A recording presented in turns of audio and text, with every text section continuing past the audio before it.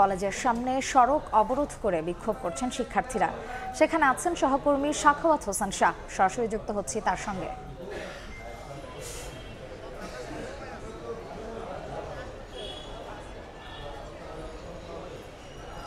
পঞ্চম দিনের মতো আজ তিতুমির কলেজের সামনে অনশন করছে তিতুমির কলেজের শিক্ষার্থীরা।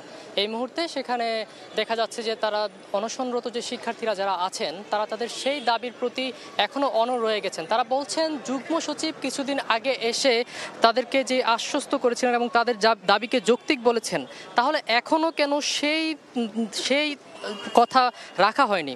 ওইদিকে তারা আজ কিছুক্ষণ আগে তারা জানিয়েছে সকাল থেকে ইজতেমার মুসল্লিদের কথা চিন্তা করে তারা তাদের অবরোধ যে কার্যক্রমটি ছিল সেটি তারা সীমিত করেছে। তবে বিকেল 4টা থেকে তাদের সেই বারাসাত ব্যারিকেড কর্মসূচিটি আবার তারা বহাল রাখবে। এই বারাসাত কর্মসূচির অংশ হিসেবে তারা বলছেন তারা সড়ক পথ ও রেলপথ অবরোধ করবেন এবং এর মাধ্যমে তারা তাদের দাবিটি সরকারের কাছে তুলে ধরবেন। আমরা এখানে আসার পর দেখতে পেরেছি সকাল পেরিয়ে যখন দুপুর দিকে গড়ায় তখন তিতুমির কলেজের যে শিক্ষক শিক্ষিকারা ছিলেন তারা অনশনরত শিক্ষার্থীদের কাছে আসেন, তাদেরকে বোঝানোর চেষ্টা করেন এবং তাদেরকে অনশন ভাঙানোর চেষ্টা করেন এবং সেই সাথে তারা বলেন যেন তাদেরকে হাসপাতালে নিয়ে যাওয়া হয়। কিন্তু আন্দোলনকারী যে শিক্ষার্থীরা আছেন এবং অনশনরত যে শিক্ষার্থীরা ছিলেন তারা হাসপাতালে যাওয়ার ক্ষেত্রে তারা তাদের শিক্ষক শিক্ষিকাদের কথায় রাজি হননি।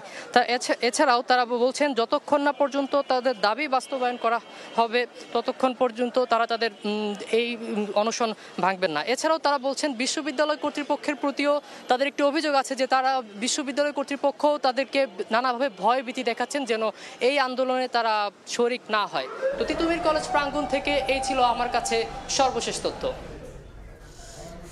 অনশনরত শিক্ষার্থীদের সবশেষ খবর জানতে সরাসরি ছিলাম তিতুমির কলেজের সামনে।